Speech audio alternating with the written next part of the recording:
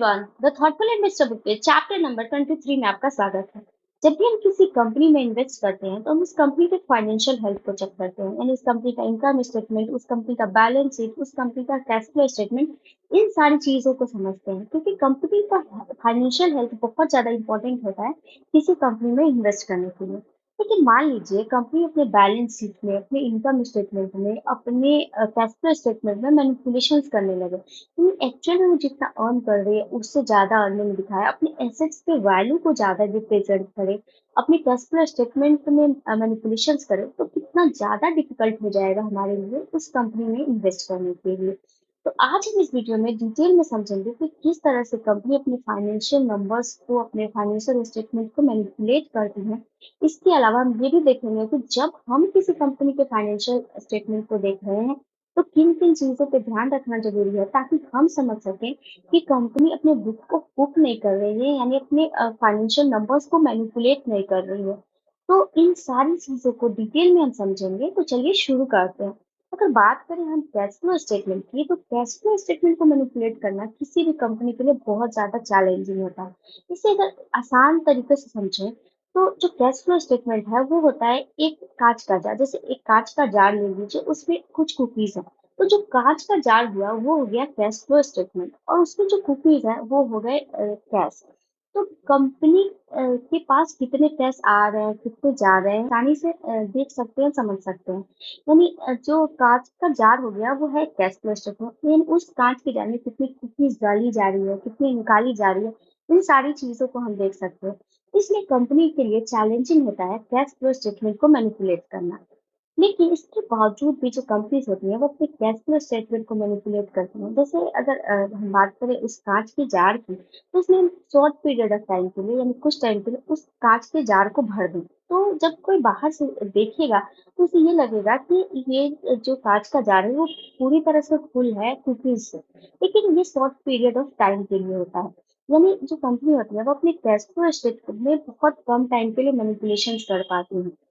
लेकिन अगर बात करें इनकम स्टेटमेंट की, बैलेंस शीट की, तो इनको मैनिपुलेट करना किसी भी कंपनी के लिए बहुत ज़्यादा आसान होता है। जब कंपनी इनकम स्टेटमेंट को या बैलेंस शीट को मैनिपुलेट करती है, तो वो अपने अर्निंग को ओवरस्टेट करती है। यानी वो दिखाती है कि उसने जितना अर्न किया है, उससे ज़्यादा अर्निंग वो अपने इनकम स्टेटमेंट पे दिखाती है। यानी अपने अर्निंग को ओवरस्टेट करती है, ज़्यादा अर्निंग दिखाती है अपने इनकम स्टेटमेंट पे। जिससे इन्वेस्टर्स को एक मैसेज आता है कि कंपनी के पास जो एसेट्स हैं उनकी वैल्यू ज़्यादा है, यानी जितने भी फिक्स एसेट्स हैं या फिर करेंट एसेट्स हैं, उनकी वैल्यू ज़्यादा है, वो ज़्यादा प्रॉफिट्स बना के दे रही है कंपनी की। तो इस तरह से जो कंपनी के एसेट्स हैं, उनके वैल्यूएशंस मिसरिप्रेजेंट होते हैं, कंपनी की अर्निंग जो होती है वो मैनिपुलेट होती है। तो जब भी कोई कंपनी अपने इनकम स्टेटमेंट को या फिर बैलेंस शीट को मैनिपुलेट करती है, तो इसको हम कहते हैं कुकिंग ऑफ बुक, यानी वो अपने बुक को कुक कर रही है। लेकिन मान लीजिए कि जब कंपनी के इनकम स्टेटमेंट पे ज़्यादा अर्निंग दिखेगी, ज़्यादा कैश दिखेगी, तो इन्वेस्टर्स उस कंपनी से डिविडेंड के लिए डिमांड करेंगे। यानी अगर कंपनी ज़्यादा अर्निंग कर रही है, उसके पास ज़्यादा कैश है, तो उसे अपने इन्वेस्टर्स को डिविडेंड पे करना चाहिए। लेकिन यहाँ पे जो कंपनी है वो क्योंकि अपने इनकम स्टेटमेंट मैनिपुलेशंस कर रही है, वो जितना अर्न कर रही है उससे ज़्यादा दिखा रही है। यानी उसकी जो अर्निंग है वो फॉल्स अर्निंग है।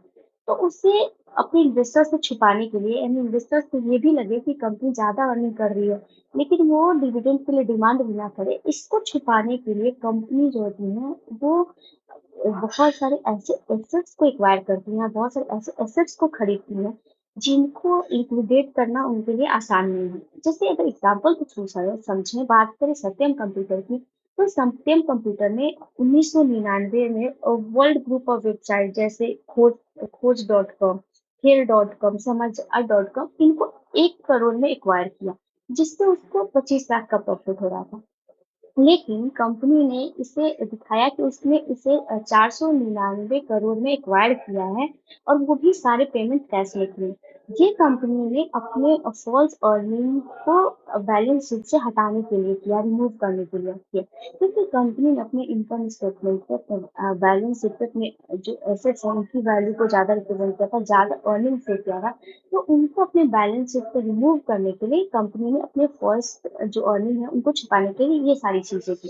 कंपनी जो सत्यम कंप्यूटर था वो ऐसा दोबारा भी किया, मतलब जब भी एक कंपनी अपनी इस फॉल्स अर्निंग को छुपाने के लिए अपने बैलेंस शीट से रिमूव करने के लिए, ताकि जो इन्वेस्टर्स हैं उनको ये भी लगे कि कंपनी ज़्यादा प्रॉफिट्स बना रही है लेकिन वो डिविडेंड के लिए डिमांड ना करे। तो इसके लिए कंपनी अपने फॉल्स अर्निंग को छुपाती है डिफरेंट टाइप ऑफ एसेट्स को एक्वायर करके, जिससे वो लिक्विडेट ना कर सके। तो हम एज ए इन्वेस्टर्स किस तरह से समझ सकते हैं कि कोई कंपनी जो है वो अपने बैलेंस शीट में, अपने इनकम स्टेटमेंट में मैनिपुलेशंस कर रही हैं। तो अगर इनकी बात करें तो सबसे पहला तरीका है कि अगर कंपनी की अर्निंग अचानक से बढ़ जाती है, यानी आपको इनकम स्टेटमेंट पर दिख रहा है कि कंपनी की जो अर्निंग है वो अचानक से बढ़ी है और उसका कोई क्लियर एविडेंस नहीं है, यानी कोई क्लियर तरीके से बताया नहीं गया है कि ये अर्निंग क्यों बढ़ी है। तो हमें ये समझना चाहिए कि वो कंपनी अपने अर्निंग को ओवरस्टेट कर रही है, यानी वो जितना अर्न कर रही है उससे ज़्यादा वो अर्निंग दिखा रही है। उसी तरह से अगर कंपनी की फाइनेंशियल स्टेटमेंट बहुत ज़्यादा कॉम्प्लेक्स है, आपके लिए समझना बहुत ज़्यादा मुश्किल है, तो हमें ऐसी कंपनी को भी अवॉइड करना चाहिए, मतलब उनसे हमें दूर रहना चाहिए। तीसरा तरीका होता है कि अगर कंपनी अपने फाइनेंशियल नंबर्स को मिसरिप्रेजेंट करती है या फिर उसको मैनिपुलेट करती है, तो ऐसी कंपनी का आरओई और आरओसीई दोनों लो हो जाता है। यानी कंपनी जो अपने शेयर होल्डर्स के लिए पैसे, शेयर होल्डर के पैसे से जो भी प्रॉफिट्स बना रही है या फिर कंपनी जितना कैपिटल इन्वेस्ट की है उससे जो प्रॉफिट बना रही है वो लो हो जाते हैं। इसके अलावा अगर कंपनी के जो अकाउंटिंग मेथड है वो लगातार चेंज हो रहा है, यानी वो बहुत फ्रीक्वेंटली अपने अकाउंटिंग मेथड को चेंज कर रहे हैं, तो ऐसी ही कंपनीज को हमें अवॉइड करना चाहिए। तो अब हम इन सारी चीज़ों को, उन सारे पॉइंट्स को समझेंगे जिसे हमें देखना चाहिए जब हम किसी कंपनी के फाइनेंशियल स्टेटमेंट को चेक कर रहे हैं। तो ये समझने के लिए कि वो कंपनी अपने बुक को कुक नहीं कर रही है, अपने फाइनेंशियल नंबर्स को मैनिपुलेट नहीं कर रही है। तो उसमें सबसे पहला है कि हम कंपनी के आरओई और आरओसी को देखें। आरओई और आरओसी कंपनी की बहुत सारी चीज़ों को रिप्रेजेंट करती हैं, बहुत सारी चीज़ों को बताती हैं। कंपनी के फाइनेंशियल हेल्थ को समझने के लिए आरओई और आरओसीई को समझना ज़रूरी होता है। तो जब कंपनी अपने मतलब अपने फाइनेंशियल नंबर्स को मिसरिप्रेजेंट करती है, मैनिपुलेट करती है, तो ऐसी कंपनी का आरओसीई और आरओई दोनों घट जाता है। दूसरा तरीका है कि अगर कोई कंपनी अपनी इक्विटी को लगातार डाइल्यूट कर रही है, फ्रीक्वेंटली डाइल्यूट कर रही है, इसका मतलब है वो कंपनी अपने फाइनेंशियल नंबर्स को मैनिपुलेट कर रही है। इक्विटी डाइल्यूशन का मतलब होता है कि कंपनी नए शेयर्स इश्यू करती है, जिससे जो उस कंपनी के शेयर होल्डर्स होते हैं उनका जो ओनरशिप है उस कंपनी में वो कम हो जाता है, यानी उनकी इक्विटी डाइल्यूट होती है, जिससे उस कंपनी का आरओई कम हो जाता है और उस कंपनी के जो फ्री कैश फ्लो है वो कम हो जाता है। तो अगर किसी कंपनी का आरओई लगातार कम हो रहा है और उस कंपनी का जो फ्री कैश फ्लो है वो भी लगातार कम हो रहा है, यानी वो कंपनी फ्रिक्वेंटली डाइल्यूट कर रही है अपने इक्विटी को। तो ऐसी कंपनी को अवॉइड करना चाहिए, क्योंकि ऐसी कंपनी अपने फाइनेंशियल नंबर्स में, अपने फाइनेंशियल स्टेटमेंट में मैनिपुलेशंस करती हैं। अगर कोई कंपनी उन्हें फंडिंग की ज़रूरत होती है, तो वो ज़्यादा डेट लेकर के या फिर अपनी इक्विटी को डाइल्यूट करके कभी भी फंडिंग नहीं करते। यानी वैसी कंपनी जो डेट फ्री है और फ्रीक्वेंटली अपनी इक्विटी को डाइल्यूट नहीं कर रही है, तो ऐसी कंपनी को स्ट्रॉन्ग माना जाता है। या ऐसी जो कंपनी होती हैं वो रियल रिप्रेजेंटेशंस करती हैं अपने फाइनेंशियल स्टेटमेंट पे, अपने फाइनेंशियल नंबर्स को। तीसरा तरीका है कि अगर कोई कंपनी ये रिपोर्ट कर रही है कि वो अपने कैश या कैश इक्विवेलेंट से लो इंटरेस्ट इनकम जनरेट कर रही है, तो ये इंडिकेशन है कि उस कंपनी के पास रियल कैश नहीं है। क्योंकि अगर कंपनी के पास रियल कैश या कैश इक्विवेलेंट होगा तो वो कंपनी ज़्यादा इंटरेस्ट रेट पे इन्वेस्टमेंट करके ज़्यादा इनकम जनरेट करेगी। जैसे अगर बात करें कंपनी ए की और कंपनी बी की, कंपनी ए है वो 1000 इन्वेस्ट कर रही है अपने कैश या कैश इक्विवेलेंट को 2% के इंटरेस्ट रेट पे, यानी 1000 से वो 20 रुपए बना रही है। एक कंपनी बी है जो 6% पे उस 1000 रुपए को 6% के इंटरेस्ट रेट पे इन्वेस्ट कर रही है, वो कंपनी 7 रुपए बना रही है। तो यहाँ पे ये इंडिकेशन जाता है कि कंपनी ए है उसके पास रियल कैश नहीं है, जबकि कंपनी बी है उसके पास रियल कैश। चौथा तरीका है कि अगर किसी कंपनी का इन्वेंट्री या फिर रिसीवेबल अचानक से बढ़ जाता है, तो ये साइन है कि कंपनी अपने फाइनेंशियल स्टेटमेंट में कुछ छिपा रही है। लेकिन ये इसका एक एक्सेप्शन है कि अगर कोई कंपनी सीजनल सेल कर रही है, तो उनके इन्वेंट्री बढ़ सकते हैं। तो इनको छोड़ करके अगर जनरली किसी कंपनी की इन्वेंट्री या फिर उस कंपनी का रिसीवेबल अचानक से बढ़ जाता है, तो हमें ऐसी कंपनी में डीप एनालिसिस करना चाहिए, अच्छे से समझना चाहिए, उसके बाद ही ऐसी कंपनी में इन्वेस्ट करना चाहिए। पांचवा तरीका विशल मेजर्स बताते हैं कि वैसी कंपनी जो एक्सरसाइज ड्यूटी पे करती है, अगर उसके हम रेवेन्यू को निकालें, यानी वो कंपनी कितना रेवेन्यू जनरेट कर रही है, उसको निकाल लें, तो हम पता कर सकते हैं कि कंपनी अपने फाइनेंशियल स्टेटमेंट को मैनिपुलेट कर रही है या नहीं। लेकिन अगर अभी की बात करें, तो लीकर की कंपनी और पेट्रोलियम की कंपनी को मतलब ये दो ऐसी कंपनी है जो एक्सरसाइज ड्यूटी पे करती है। बाकी सारी कंपनी के लिए जीएसटी आ गया है, तो इसलिए हमारे लिए ये अब मतलब अभी एप्लीकेबल नहीं होगा।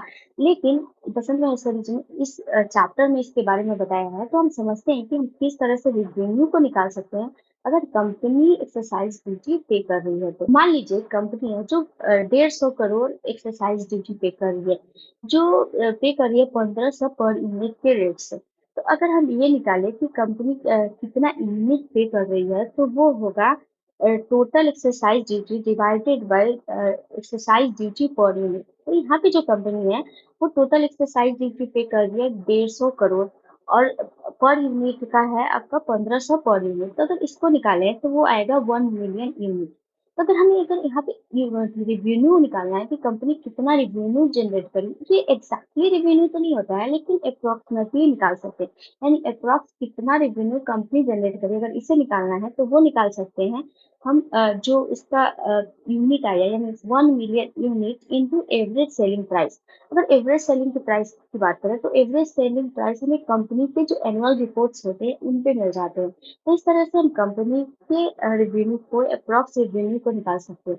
मान लेते हैं कि अगर कंपनी का अप्रॉक्स रिवेन्यू आया, वो आया 1 करोड़। तो अगर कोई कंपनी 1 करोड़ से ज्यादा रेवेन्यू शो कर रही है अपने फाइनेंशियल स्टेटमेंट पे, इसका मतलब है कि वो कंपनी अपनी फाइनेंशियल स्टेटमेंट को मैनिपुलेट कर रही है।